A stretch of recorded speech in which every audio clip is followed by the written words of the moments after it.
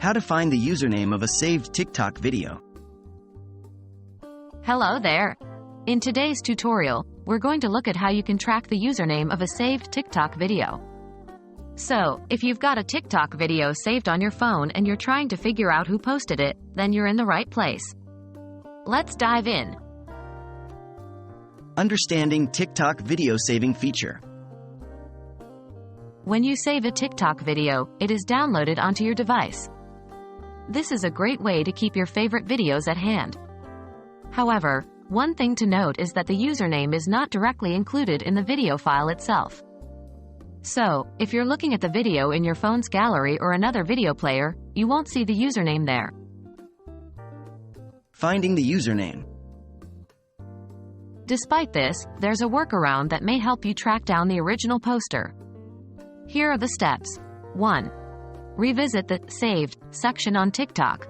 This is where all of your saved TikToks are. The username of the person who posted the video is displayed above each video. 2. Use the search feature on TikTok. If you remember any specific hashtags or audio used in the video, you can use these to search for the video on TikTok.